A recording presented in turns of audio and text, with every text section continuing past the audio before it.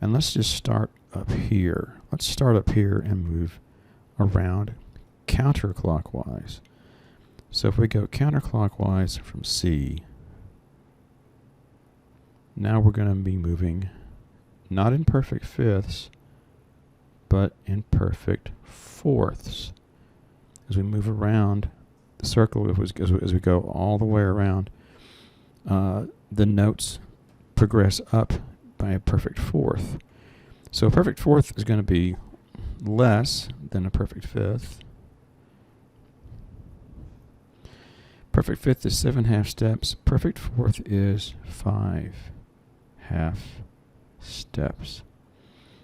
All right, so from C, if we move up 5.5 steps, or I'm sorry, 5 half steps. If we move up from C 5 half steps, it'll give us the note that goes here. Here's C. We're going to count the next note as 1. 1, 2, 3, 4, 5.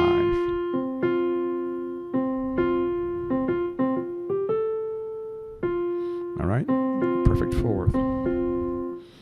That's the sound of a perfect fourth, or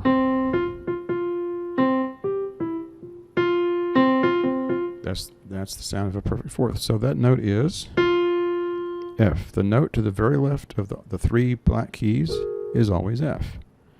That scale, a scale starting on F, and go whole step, half step, whole step, half step, it will have 1 flat.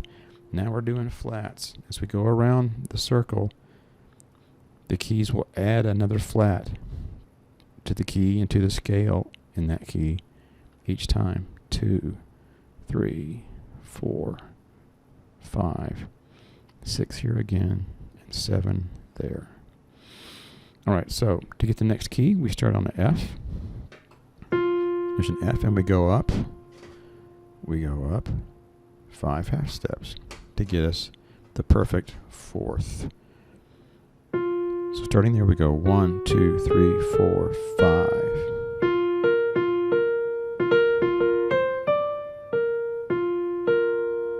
There's a perfect fourth from F. So that note is, it's not F, it's not G, it's not A, it's not B, it's B flat. We'll call that one B flat. It has 2 flats in the key. So then if we go, and here's that scale. It's a flat here and a flat there. There's 2 flats. This doesn't count as a third flat because it's the same note as the starting note. There's 2 different letter names in this scale that have flats: B, C, D, E, B and E, B flat and E flat. And we don't count that as a third flat because it's the same letter name as the starting note. Now if we go up 5.5 steps, I'm sorry, I keep saying that incorrectly. If we go up 5 half steps from B flat, there's B flat, we'll get another perfect fourth. 1, so there's B flat, 1, 2, 3, 4, 5. There's a perfect fourth up from B flat. Well, what note is that? Well, there's C, there's D, there's E. Well, we're in flat land over here on the left side of the circle, so we're not going to call it D sharp, we're going to call it E flat. That's E flat.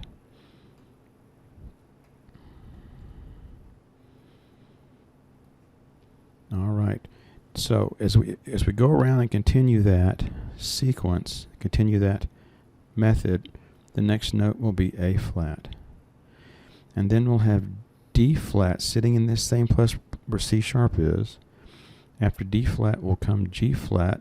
It shares this slot with F sharp. Finally, the last one that has 7 flats is called C flat. It shares a slot with B. All right, so here's a new term, and that's not it. I need to move our circle a little bit. So having 2 notes in the same position, whoops, my arrow didn't continue through. We've got a C sharp and a D flat. Look at it on the piano. Here's C, Here's C sharp. Here's D. Here's D flat. Well, actually, this isn't a new term. We talked about it in a previous video.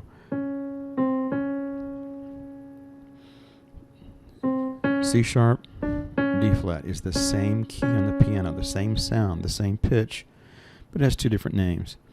And so we talked about it. It begins with the E. Do you remember?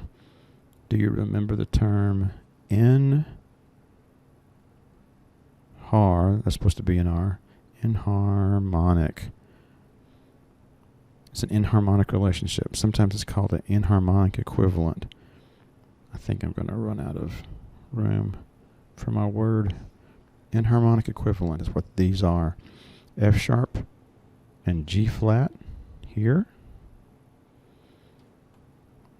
F sharp and G flat.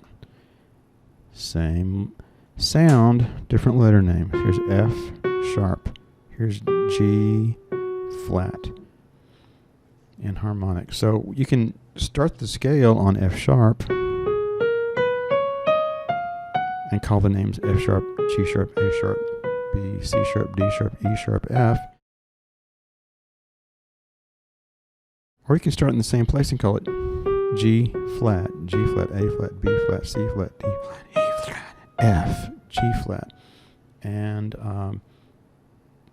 depending on certain situations, you may want to use sharps, others you may want to use flats. It depends on the situation and your players and your instruments that are involved in the performance or the piece that's being played. All right, so there's the circle of fifths. There's our starting place.